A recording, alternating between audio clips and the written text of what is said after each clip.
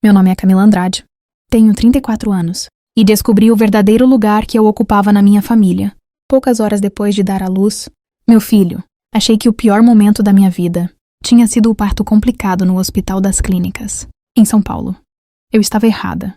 O que aconteceu depois destruiu tudo o que eu acreditava sobre as pessoas que chamavam a si mesmas de minha família. Meu marido, Rafael, havia morrido 8 meses antes em um acidente na rodovia dos Bandeirantes. Desde então, enfrentei a gravidez sozinha, contando apenas com a esperança de que, quando meu bebê nascesse, meus pais finalmente deixariam as diferenças de lado. Eu acreditava que um neto seria suficiente para unir todos novamente.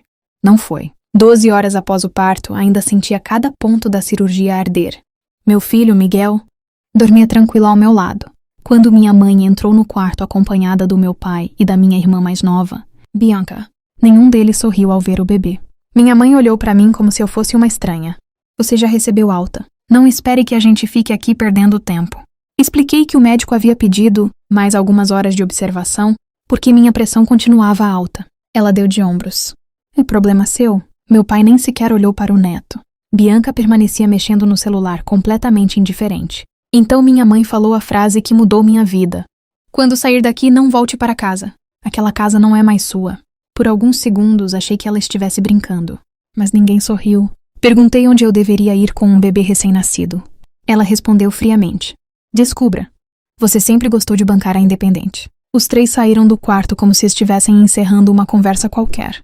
Fiquei olhando para a porta fechada enquanto Miguel começava a chorar nos meus braços. Pela primeira vez desde que Rafael morreu, senti um medo que não conseguia controlar. Uma enfermeira entrou alguns minutos depois e percebeu meu estado. Perguntou se havia algum familiar que pudesse ficar comigo naquela noite. Respirei fundo antes de responder. Acho que não tenho mais família. Ela segurou minha mão sem dizer nada. Naquele momento, eu ainda não sabia que, poucas horas depois, a porta daquele quarto se abriria novamente. Um homem de cabelos completamente brancos entraria, carregando uma velha pasta de couro e mudaria o destino de todos nós com apenas uma única frase. O homem parou ao lado da minha cama e tirou o chapéu com calma. Era o meu avô, Antônio Andrade, de 79 anos. Eu não o via havia quase 2 anos. Desde a morte da minha avó, minha mãe fazia questão de afastá-lo de todos, dizendo que ele já estava velho demais para entender os assuntos da família. Mas naquele instante, seus olhos estavam mais atentos do que nunca. Camila, cheguei tarde, mas cheguei. Não consegui conter as lágrimas. Ele olhou para Miguel, sorriu pela primeira vez e o pegou nos braços com um cuidado que ninguém da minha família havia demonstrado. Esse menino merece conhecer o verdadeiro significado da palavra família. Depois colocou a velha pasta de couro sobre a mesa ao lado da cama. Antes que eu perguntasse qualquer coisa, minha mãe voltou ao quarto. Assim que viu meu avô ali, seu rosto perdeu a cor. Pai! O que o senhor está fazendo aqui? Ele respondeu sem sequer olhar para ela. Fazendo o que você deveria ter feito. Minha mãe tentou disfarçar. Camila já recebeu alta. Estamos apenas resolvendo algumas coisas da família. Meu avô finalmente levantou os olhos. Expulsar uma filha e um recém-nascido do hospital agora virou assunto de família? O silêncio tomou conta do quarto. Nem meu pai teve coragem de dizer uma palavra. Minha mãe respirou fundo e respondeu. Ela fez as escolhas dela. Agora precisa assumir as consequências. Meu avô abriu lentamente a pasta de couro. Lá dentro havia documentos antigos, contratos, fotos e um envelope lacrado. Ele segurou o envelope por alguns segundos antes de dizer: Sua mãe esperava que eu nunca mostrasse isso para você. Meu coração acelerou. Perguntei o que havia naquele envelope. Ele apenas respondeu: Na verdade que esconderam de você durante quase 10 anos. Minha mãe deu um passo à frente. Pai, isso não é necessário. Ele fechou a pasta novamente. Aqui não. Depois olhou para mim com firmeza. Primeiro vamos tirar você e o Miguel deste hospital.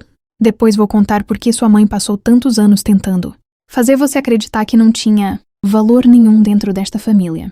Naquele momento, percebi que minha história estava apenas começando. Meu avô me levou para um pequeno apartamento que ele mantinha em Campinas, longe de qualquer pessoa da família. Uma enfermeira particular cuidou de mim e de Miguel durante os primeiros dias, enquanto eu tentava entender por que minha própria mãe tinha me tratado como um peso justamente no momento em que eu mais precisava dela.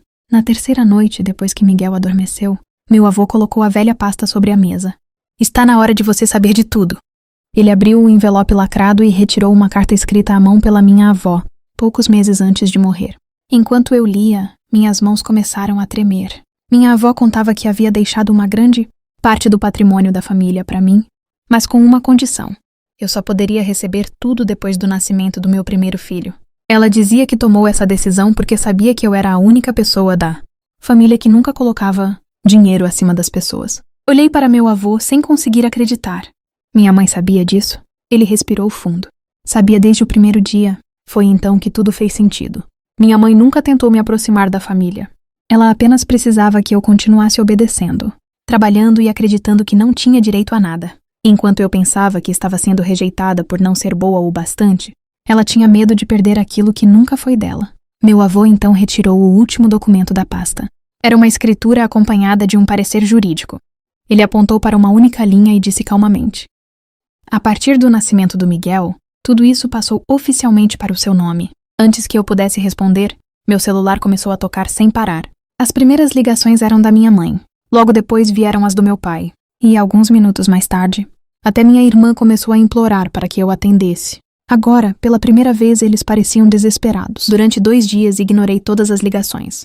Depois chegaram as mensagens. Minha mãe dizia que tudo não passava de um mal-entendido. Meu pai escrevia apenas uma frase repetidas vezes: por favor, conversa com a gente. Até Bianca, que nunca havia me defendido, mandou um áudio chorando. Mas eu ainda lembrava perfeitamente da porta do hospital, se fechando enquanto eu segurava meu filho nos braços. No 3º dia, meu avô recebeu uma ligação do advogado da família. Haveria uma reunião na antiga casa dos meus pais. Segundo eles, queriam resolver tudo em paz. Aceitei ir. Não porque acreditava neles, mas porque finalmente eu tinha a verdade ao meu lado. Quando entrei naquela sala, todos já estavam me esperando. Minha mãe levantou rapidamente. Camila, nós cometemos erros. Você precisa entender que estávamos preocupados. Pela primeira vez na vida, eu não respondi. Apenas sentei ao lado do meu avô. O advogado abriu uma pasta e começou a ler. O testamento da minha avó diante de todos. Cada palavra destruía a versão que minha mãe havia contado durante anos. Minha avó explicava claramente que confiava em mim para proteger o patrimônio da família e garantir um futuro digno ao primeiro bisneto. Também deixava registrado que ninguém poderia administrar aqueles bens sem a minha autorização. Quando a leitura terminou, o silêncio tomou conta da sala. Minha mãe começou a chorar. Eu fiz tudo isso pela família. Meu avô respondeu com uma calma que valeu mais do que qualquer grito. Não, você fez tudo isso por você. Meu pai abaixou a cabeça sem coragem de contestar. Bianca veio até mim com os olhos cheios de lágrimas. Eu nunca soube da verdade. Me perdoa. Segurei Miguel nos braços e olhei para todos eles. Passei anos tentando conquistar um lugar naquela família. Naquele dia percebi que nunca precisei da aprovação deles. Precisava apenas da verdade. Levantei-me devagar. Antes de sair, olhei para minha mãe pela última vez. No dia em que vocês me deixaram sozinha no hospital, eu perdi uma família. Mas ganhei a chance de construir uma melhor para o meu filho. Saí daquela casa ao lado do meu avô e do pequeno Miguel. O patrimônio ficou sob minha responsabilidade, exatamente como minha avó desejou. Meu avô continuou presente em cada aniversário do bisneto. Quanto aos meus pais, nunca mais conseguiram recuperar a confiança que destruíram naquele quarto de hospital. Naquele dia, entendi uma lição que nunca mais esqueci. Quem abandona você no momento mais difícil não perde apenas a sua presença. Perde o direito de fazer parte do seu futuro.